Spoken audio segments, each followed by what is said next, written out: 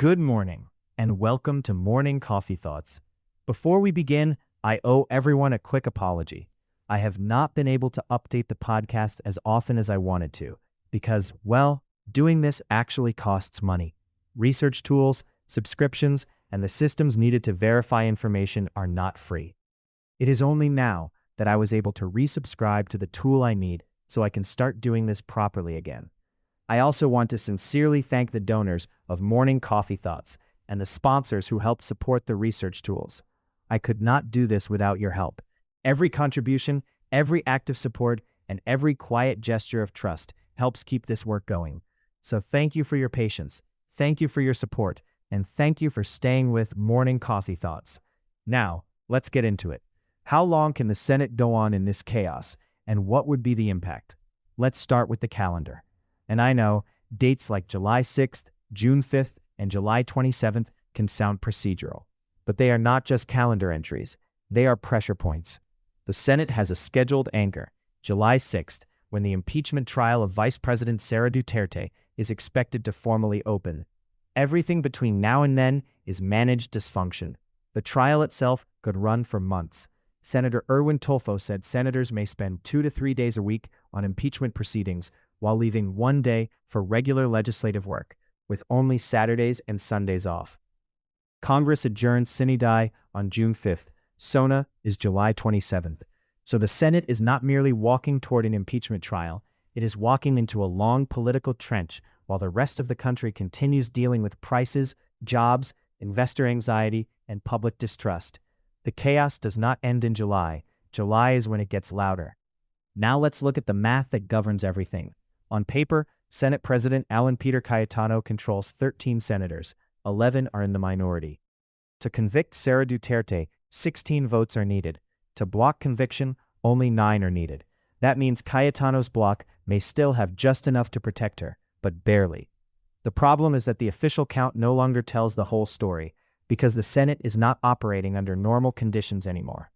On June 1st, not a single majority senator showed up for plenary. The only people on the floor were the 11 senators from the minority, sitting in an empty chamber, waiting for colleagues who simply did not come. The Senate could not proceed because there was no quorum. Minority senators also reported that the air conditioning and Wi-Fi in their area had been cut. Senator Raffy Tulfo called it out publicly. Rappler noted that this was not the first time Cayetano had been associated with this kind of tactic. When he was House Speaker and refusing to honor his term-sharing agreement with Lord Alan Velasco, congressmen from the opposing camp reported being muted during video conference sessions while Cayetano suspended House sessions to block the speakership turnover. He lost that fight. Velasco eventually took the speakership with 186 votes. When asked about his no-show majority, Cayetano said outside forces are threatening his allies and trying to pressure his numbers. That is a sitting Senate president publicly admitting his majority is being leaned on. You do not say that if everything is fine. Now, here is where the count starts to feel almost absurd. The senator who cannot vote, Senator Ronald Bato dela Rosa, is still in hiding from an ICC arrest warrant. His vote is part of Cayetano's 13, but dela Rosa cannot simply show up on the Senate floor like an ordinary senator without risking arrest, and he has not attended sessions for weeks. He may not be able to use the Senate as a shield anymore, even if he wanted to. Department of the Interior and Local Government Secretary John Vic Remula said the Senate lost the privilege of keeping senators within its premises after dela Rosa escaped on its watch. The Senate sheltered him. Gunshots rang out. He slipped out in the chaos, and now the institution that shielded him has nothing to show for it, except a suspended security chief, an ongoing police investigation, and an ICC fugitive whose whereabouts remain unknown. The Cayetano bloc tried to solve this problem by changing Senate rules to allow remote voting. Senator Robin Padilla defended the idea, saying Zoom meetings have already been accepted in official proceedings. Senator Rodante Marcoleta introduced the motion, framing it as a provision for senators with justifiable reasons for absence. The obvious beneficiary was dela Rosa, whose vote may still be needed in the impeachment trial. President Marcos rejected the idea publicly, saying dela Rosa should just show up. The minority walked out over the proposal. Without dela Rosa, Cayetano's functional count drops. That leaves him with a majority of 1. Then came the shouting match. On May 26th, the clash inside the chamber reached a breaking point. Senator Risa Hontiveros and Senator Rodante Marcoleta got into a heated verbal exchange during a suspended session. Cayetano and Senator Kiko Pangilinan also clashed, with clips circulating online of senators shouting at each other on the floor. That evening, 10 of the 11 minority senators walked out. Senator Panfilo Lacson framed it as victory by retreating, saying the minority may not have the numbers, but have the rules on its side. That line captures the real fight now. The majority may still have the chair, but the minority is trying to force the chamber back to rules, attendance, quorum, and procedure. In a Senate this unstable, procedure becomes power. I want to slow down here, because this part deserves more attention than it is getting. The flood control senator leading the flood control probe. Here is the part that does not get enough attention. On May 28th, Cayetano announced that the Senate flood control probe would resume on June 4th. Senator Rodante Marcoleta was expected to lead the hearing as vice chair of the Blue Ribbon Committee or through the relevant subcommittee process.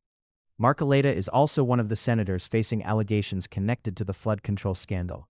So the Senate is preparing to let a senator linked to the controversy lead an investigation into the same scandal. And he is also one of the senator judges who will decide Sara Duterte's fate in July. This is the Senate in June 2026. The chamber is not simply divided between majority and minority. It is also filled with overlapping roles: senator judges, political allies, possible case subjects, committee leaders, impeachment players, and people watching their own names move through legal and political channels. No serious institution should be comfortable with that. This is one of those rare moments where I have to say, credit where it is due. Now let's talk about the ones watching the door. Senator Jinggoy Estrada was detained on June 1st after a Sandigan Bayan arrest order in connection with plunder allegations tied to the flood control scandal. The reported amount involved is more than 570 million pesos in alleged kickbacks, and the plunder charge is non-bailable. Estrada denies wrongdoing and says the case is politically motivated. I have been critical of Secretary Remula for weeks, that's on the record. But credit where it is due. Moving on Senator Jinggoy Estrada instead of letting him hide behind the institution was the correct call. Estrada says he surrendered, the government says he was arrested. Call it what you want. The point is that a sitting senator facing non-bailable plunder charges is now in detention instead of casually casting votes in an impeachment trial while pretending the case does not exist. That is how accountability is supposed to work. It does not happen often enough in this country. When it does, it deserves to be said out loud.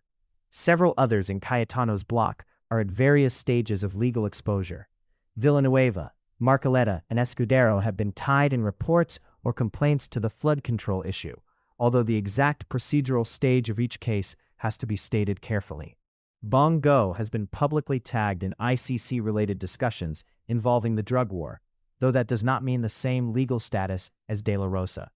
The Villars carried two separate sets of issues, one involving their family's real estate company under securities-related scrutiny for alleged market manipulation and insider trading, and another separate line involving flood control-related allegations. I will not pretend to be a legal expert. That is not what this commentary is. The short version is this: Philippine law provides for suspension from office once certain criminal cases reach a specific stage in court. Jingo is already in that zone.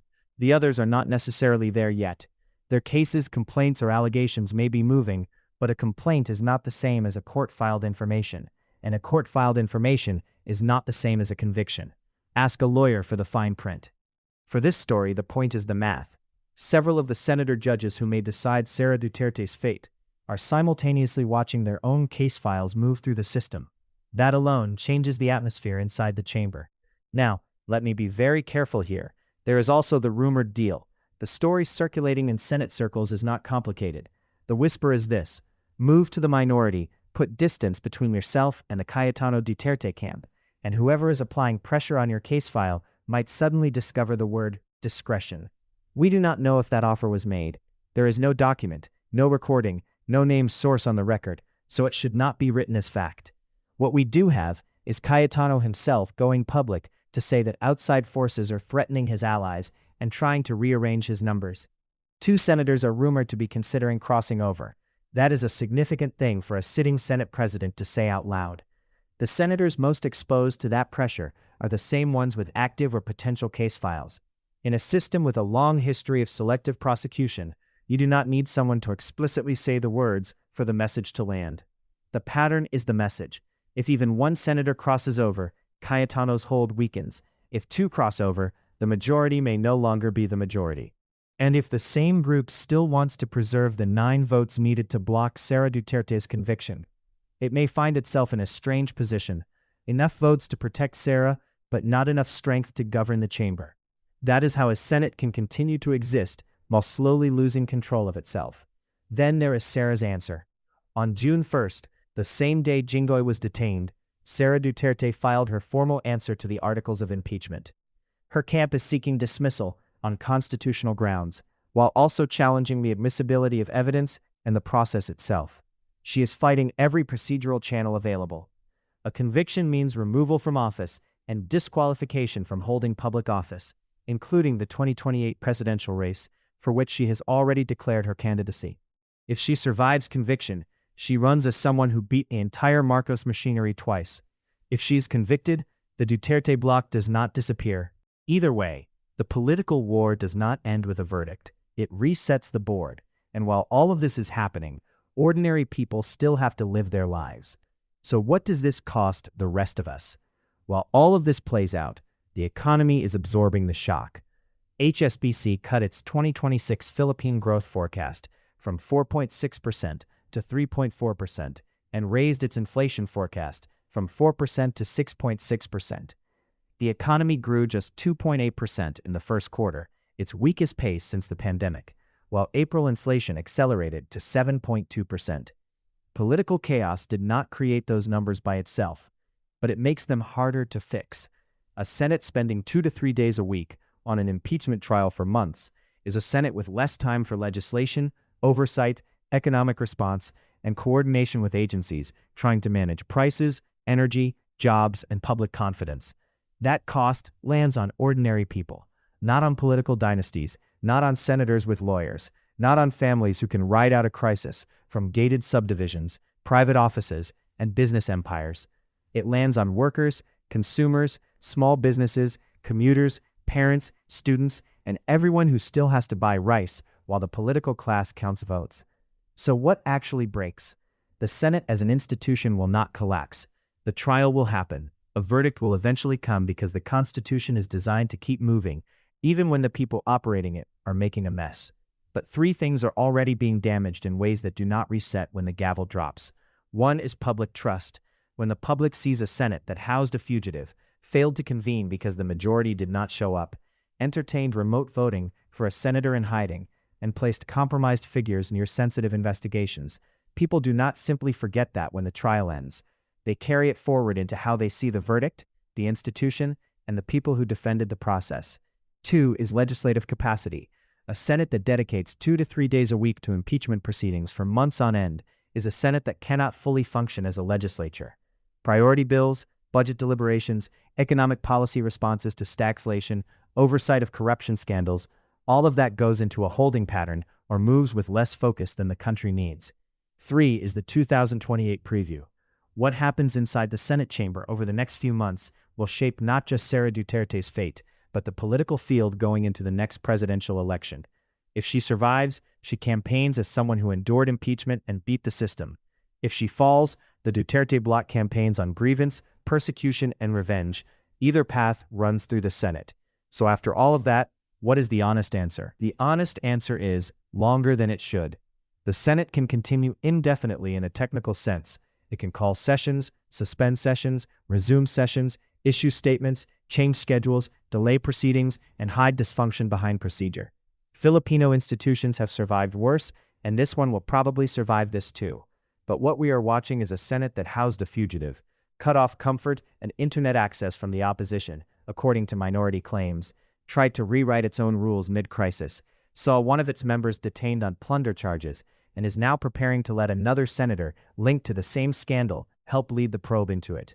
That does not wash off easily. Cayetano's own public statements tell you the majority is not solid. The senators deciding Sara Duterte's fate are watching their own case files at the same time. The economy is slowing. The institution's credibility is bleeding. I mean, think about that for a second. The question was never whether the Senate collapses. The question is what kind of institution is left when this is done.